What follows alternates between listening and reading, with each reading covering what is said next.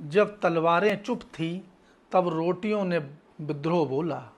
जब जुबानें डर रही थीं तब चपातियों ने क्रांति की बात कही। 1857 के संग्राम में एक ऐसा योद्धा था जिसे ना अंग्रेज हरा सके ना इतिहास मिटा सका। वह नाम था मौलवी अहमदुल्ला शाह फैजाबादी। 1857 का स्वतंत्रता संग्राम भारतीय स्वतंत्रता आंदोलन की पहली संगठित और सशक्त आवाज़ थी। इस संघर्ष ने कई नायकों को जन्म दिया। कुछ इतिहास के पन्नों में अमर हुए तो कई गुमनामी के अंधेरों में खो गए।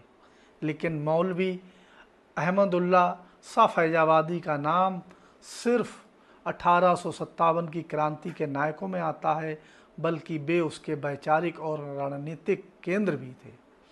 5 जून 1858 को मौलवी साहब की हत्या एक स्थानीय राजा के भाई द्वारा धोखे से की गई थी, क्योंकि वह सिर्फ 50,000 रुपये का इनाम अंग्रेज़ों से लेने के लालच में उसने ये हत्या की थी।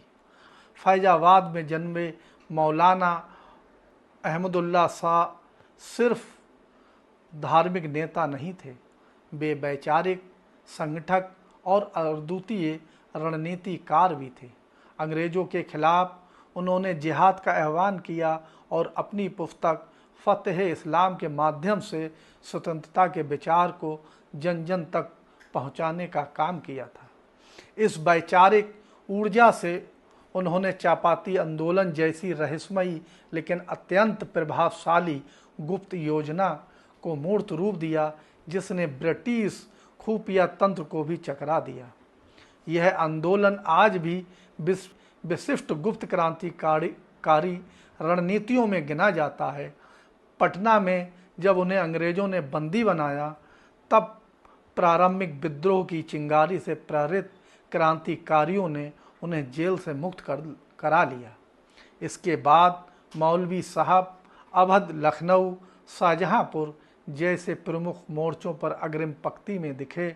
उन्होंने लखनऊ को अंग्रेज़ों से मुक्त करवाया और सेनापति कॉलिन कैम्पबेल जैसे दिग्गज को 2 बार पराजित किया। यह उनकी केवल युद्ध कौशल की नहीं बल्कि जन नेतृत्व की भी प्रामाणिकता थी।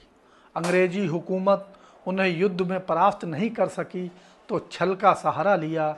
5 जून 1858 को एक भारतीय जमींदार के भाई ने विश्वासघात करते अपने ही महल के द्वार पर उन्हें गोली मार दी। इसके बाद उनका सिर काटकर अंग्रेजी अधिकारियों को सौंपा गया।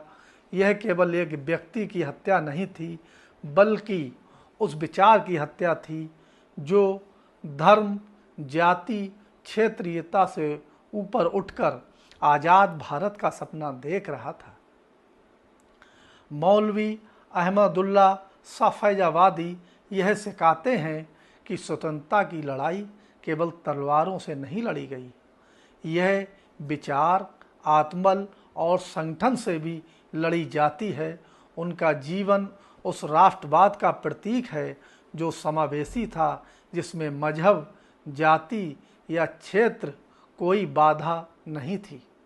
आज जब हम स्वतंत्रता आंदोलन के इतिहास की ओर देखते हैं तो मौलवी साहब जैसे नायकों को सामने लाना न सिर्फ ऐतिहासिक न्याय है बल्कि आने वाली पीढ़ियों को एक प्रेरणा भी है। चपाती आंदोलन 1857 के स्वतंत्रता संग्राम से ठीक पहले शुरू हुआ एक रहस्यमय और अनोखा जनसंपर्क अभियान था, जिसका उद्देश्य जनता के बीच क्रांति का संदेश फैलाना और ब्रिटिश शासन के खिलाफ एक अध्याय लिखना भी था। ब्रिटिश शासन के खिलाफ एक आदर्श लेकिन व्यापक जंजाल बुनना था। इस आंदोलन में संदेशों को लिखित रूप में नहीं बल्कि सिर्फ चपातियों, रोटियों के माध्यम से फैलाया गया। गांव-गांव में लोग रात के समय अचानक एक अजनबी को पाते जो एक टोकरी में कुछ चपातियां लाता और गांव वालों को देकर कहता, इन्हें अगले गांव भेज दो और अपनी रोटियां बनाकर भी भेजो। यह सिलसिला 200-300 किलोमीटर दूर तक हर दिन चलता रहता, जिससे देश की आज़ादी की लड़ाई को धार मिलती रही। चपाती किसी धार्मिक या खाद्य वस्तु से अधिक संकेत बन गई थी। यह संदेश था कि कुछ बड़ा होने वाला है और लोग सतर्क रहे।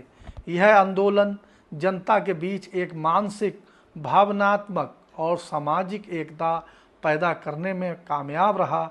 अगर आपको ये कहानी पसंद आई हो तो वीडियो को लाइक करें, शेयर करें और हर दिन एक गुमनाम नायक को जानने के लिए द जस्टिस हिंदी को सब्सक्राइब जरूर करें, क्योंकि इतिहास को जानना भविष्य को बदलना है।